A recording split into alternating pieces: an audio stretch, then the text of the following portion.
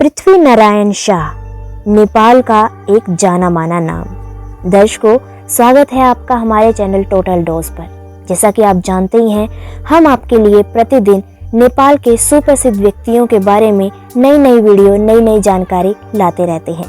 आज फिर हाजिर हैं हम एक नई वीडियो के साथ। आज की इस रोचक वीडियो में हम बात करेंगे पृथ्वीनारायण शाह जी के बारे में। पृथ्वीनारायण शाह जी का जन्म 11 जनवरी 1723 को हुआ और उनकी मृत्यु 11 जनवरी 1775 को हुई थी। वह नेपाल में गोरखा साम्राज्य के राजा थे और नेपाल को एक राज्य में एकीकृत करने का श्रेय उन्हें जाता है। उनका शासन 1743 में शुरू हुआ और 1775 में उनकी मृत्यु तक चला। वो राजा भूपाल शाह और रानी कौशल्यावती देवी के तीसरे पुत्र थे। एक बच्चे के रूप में पृथ्वीनारायण शाह ने एक बुनियादी शिक्षा प्राप्त की और उन्हें युद्ध और सैन्य राजनीति में प्रशिक्षित किया गया। किंवदंती के अनुसार पृथ्वीनारायण शाह एक बहादुर और बुद्धिमान बालक थे, जिन्होंने कम उम्र में नेतृत्व के गुण दिखाए। एक लोकप्रिय कहानी है कि कैसे जब वो सिर्फ 12 साल के थे, उन्होंने अपने पिता के सैनिकों को एक कुश्ती मैच में चुनौती दी और उन सभी को हरा दिया। कहा जाता है कि इस घटना ने उनके पिता को बहुत प्रभावित किया और इसके बदले उन्हें सम्मान भी मिला। जैसे जैसे वो बड़े हुए, पृथ्वीनारायण शाह के राज्य के मामलों में अधिक शामिल होते गए और उन्होंने अपनी सैन्य और सामरिक शक्ति का प्रदर्शन करना शुरू कर दिया। उन्हें नेपाल के एकीकरण की नींव रखने का श्रेय भी दिया जाता है, जिसे उन्होंने गोरखा साम्राज्य के राजा के रूप में अपने शासनकाल के दौरान हासिल किया था। पृथ्वीनारायण शाह की कई पत्नियां थी, जिनमें से प्रमुख थी कौशल्यावती, जो कि उनकी मां की बहन भी थी। ऐतिहासिक अभिलेखों के अनुसार पृथ्वीनारायण शाह ने 1743 में कौशल्यावती देवी से विवाह किया। गोरखा साम्राज्य के सिंहासन पर बैठने के कुछ ही समय बाद वो उनकी पहली और प्राथमिक पत्नी बनी। उनके कई बच्चे थे। कौशल्यावती देवी के अलावा इनकी और भी पत्नियां थी। 1743 में 1744 में उन्होंने विवाह किया लक्ष्मी देवी जी से। दूसरा विवाह किया नरेंद्र राज्य लक्ष्मी देवी, जिनसे उनकी 1752 में शादी हुई थी। उनकी कई अन्य पत्नियां भी थी, जिनके नाम अच्छी तरह से प्रलेखित नहीं है। यह उस समय के दौरान नेपाल के राजाओं के लिए कई पत्नियां रखने की प्रथा थी और यह प्रथा पृथ्वीनारायण शाह के शासनकाल में नेपाल के एकीकरण के बाद भी जारी रही। हालांकि कौशल्यावती देवी जीवन भर उनकी सबसे महत्वपूर्ण और प्रभावशाली रानी बनी रही। पृथ्वीनारायण शाह एक सफल सैन्य रणनीतिकार और राजनीतिज्ञ थे। उन्होंने गोरखा साम्राज्य के राजा के रूप में अपने शासनकाल के दौरान कई युद्ध लड़े। उनका अंतिम लक्ष्य क्षेत्र के विभिन्न छोटे राज्यों को एकजुट करना और एक मजबूत नेपाल की स्थापना करना था। पृथ्वीनारायण शाह द्वारा लड़े गए कुछ प्रमुख युद्धों में शामिल हैं नुवाकोट के खिलाफ युद्ध। 1744 में पृथ्वीनारायण शाह ने पड़ोसी राज्य नुवाकोट को जीतने के लिए एक अभियान चलाया। युद्ध कई वर्षों तक चला और 1747 में पृथ्वीनारायण शाह नुवाकोट को जीतने और इसे अपने नियंत्रण में लाने में सफल रहे।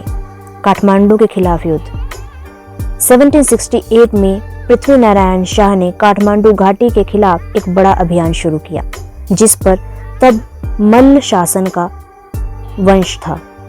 युद्ध लंबा और क्रूर था और पृथ्वीनारायण शाह की सेना को मल्ल राजाओं को हराने और काठमांडू पर कब्जा करने में कई साल लग गए। इस जीत ने नेपाल के एक राज्य में एकीकरण को चिन्हित किया।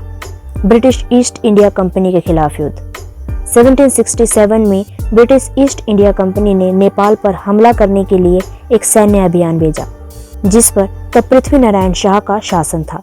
हालांकि नेपाली सेना हमले के पीछे हटने और अंग्रेजों को नेपाल में पैर जमाने से रोकने में सक्षम थी।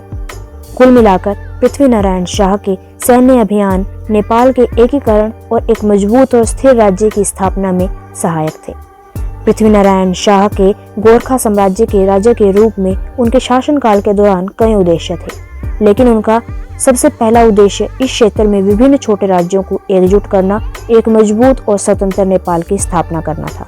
उनका मानना था कि यह क्षेत्र तभी समृद्ध और विकसित हो सकता है जब यह शक्तिशाली शासक के अधीन एकजुट हो।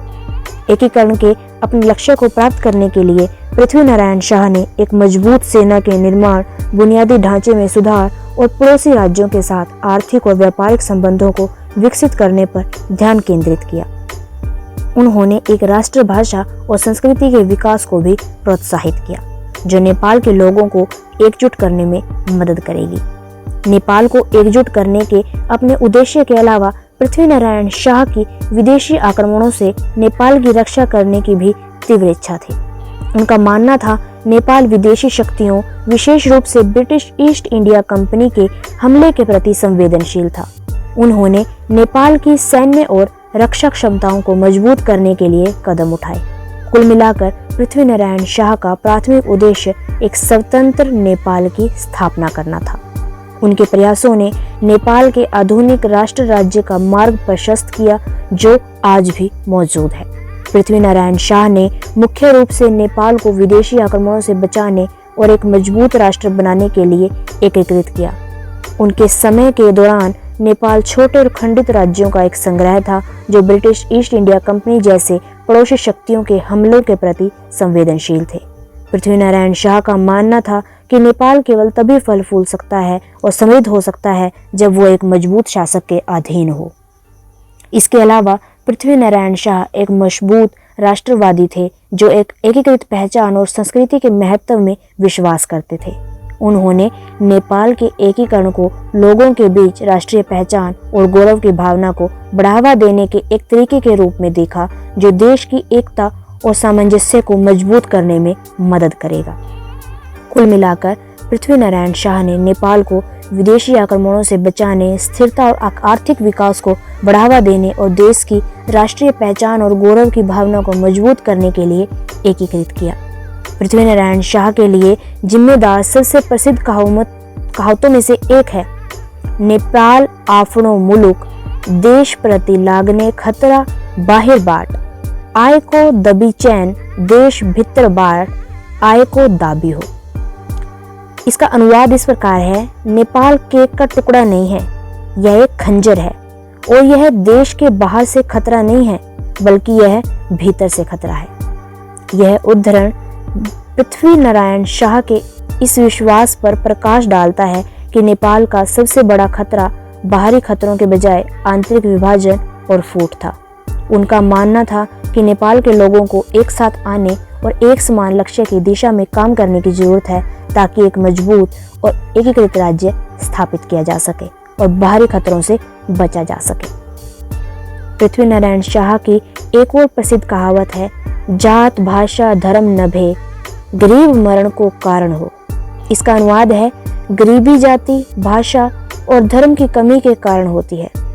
यह उद्धरण गरीबी को दूर करने और एक समृद्ध और समता मूलक समाज के निर्माण के लिए एकता के महत्व और जाति, भाषा और धर्म के मतभेदों से ऊपर उठने की आवश्यकता पर जोर देता है। अजय गरन सक्छो भने गर छोनी, मतलब यदि आप अभी भी कुछ कर सकते हैं तो करें।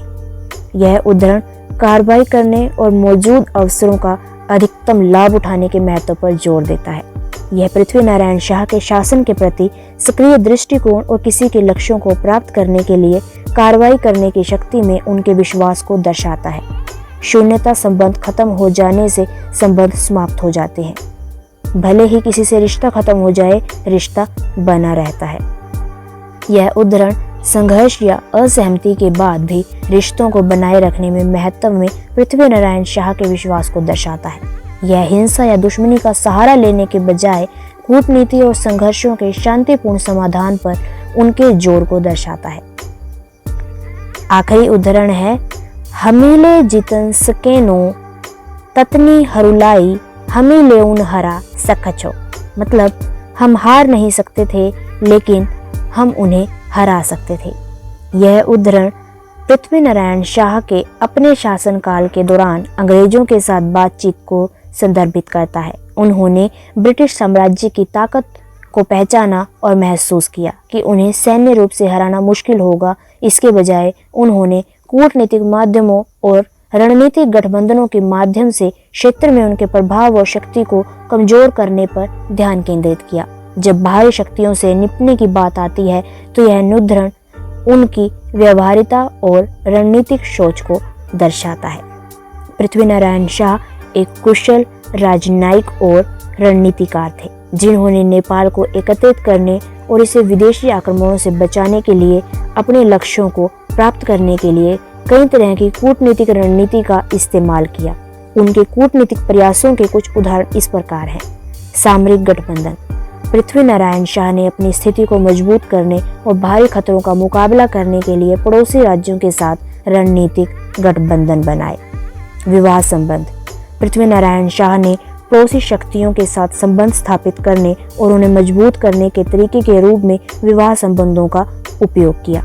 उसने अपनी बहनों और बेटियों की शादी पड़ोसी राज्यों के शासकों से कर दी, जिससे गठबंधन को मजबूत करने और राजनयिक संबंध स्थापित करने में मदद मिली। कूटनीतिक बातचीत। पृथ्वीनारायण शाह को उनकी कूटनीतिक बातचीत और शांतिपूर्ण तरीकों से संघर्षों को हल करने की उनकी क्षमता के लिए जाना जाता था। उन्होंने साथियों और समझौतों को स्थापित करने के लिए पड़ोसी शक्तियों के साथ बातचीत की, जिससे क्षेत्र में शांति और स्थिरता बनाए रखने में मदद मिली। प्रचार और सूचना युद्ध। पृथ्वीनारायण शाह ने भी अपने दुश्मनों को कमजोर करने और अपनी स्थिति मजबूत करने के लिए प्रचार और सूचना युद्ध का इस्तेमाल किया। उसने अपने दुश्मनों के बीच कलह बोने के लिए अफवाहें और झूठी सूचनाएं फैलाई और उसने नेपाल के लोगों के बीच अपने कारण के लिए समर्थन बनाने के लिए प्रचार का इस्तेमाल किया। कुल मिलाकर पृथ्वीनारायण शाह एक कुशल राजनयिक थे, जिन्होंने नेपाल को एकीकृत करने और इसे बाहरी खतरों से बचाने के लिए अपने लक्ष्यों को प्राप्त करने के लिए कई तरह के हथकंडे अपनाए। उनके कूटनीतिक प्रयासों ने नेपाल के आधुनिक राष्ट्र राज्य की नींव रखी, जो आज भी मौजूद है। पृथ्वीनारायण शाह ने गोरखा के राजा के रूप में अपने शासनकाल के दौरान कई युद्ध लड़े और जीते भी, जिससे नेपाल का एकीकरण हुआ। उनके द्वारा जीते गए युद्धों के कुछ उदाहरण इस प्रकार हैं। नुवाकोट की विजय, जो कि 1744 में हुई। पृथ्वीनारायण शाह ने नुवाकोट साम्राज्य के खिलाफ एक सैन्य अभियान का नेतृत्व किया, जो गोरखा के उत्तर पश्चिम में स्थित था। कई महीनों की लड़ाई के बाद वह नुवाकोट पर कब्जा करने और इसे अपने बढ़ते राज्य का हिस्सा बनाने में सक्षम हो गए। काठमांडू घाटी पर कब्जा। 1768 में पृथ्वीनारायण शाह ने काठमांडू घाटी पर शासन करने वाले 3 राज्यों काठमांडू, पाटन और भक्तपुर के खिलाफ एक बड़ा हमला किया। वो 3 राज्यों की सेनाओं को हराने और घाटी पर कब्जा करने में सक्षम था, जो एकीकृत नेपाल की नई राजधानी बन गई। अंग्रेजों पर विजय। 1767 में ब्रिटिश ईस्ट इंडिया कंपनी ने व्यापार संबंध स्थापित करने और क्षेत्र में ब्रिटिश प्रभाव हासिल करने के उद्देश्य से गोरखा साम्राज्य के खिलाफ एक अभियान शुरू किया। हालांकि पृथ्वीनारायण शाह ब्रिटिश सेना को पीछे हटाने और अपने राज्य की स्वतंत्रता को बनाए रखने में सक्षम थे। अंग्रेजों पर विजय को पृथ्वीनारायण शाह के शासनकाल की सबसे बड़ी सैन्य उपलब्धियों में से एक माना जाता है। कुल मिलाकर पृथ्वीनारायण शाह ने सैन्य अभियान, नेपाल के एकीकरण और एक मजबूत केंद्रीकृत राज्य की स्थापना में सहायक थे, जो बाहरी खतरों का विरोध कर सकते थे। नागरिक समृद्ध भय, देश बलियो हुंज। राजा का भंडार आपनो प्रजा हो। यदि नागरिक समृद्ध हैं तो देश मजबूत है। राजा का भंडार उसकी प्रजा है। ये पृथ्वीनारायण शाह के कथन थे। दर्शकों, आज की अगर वीडियो आपको पसंद आई हो तो वीडियो को लाइक करें, वीडियो के नीचे कमेंट करें और हमारी वीडियो को शेयर ज़रूर करें। आज के लिए बस इतना ही। मिलते हैं अगली वीडियो में। तब तक के लिए धन्यवाद।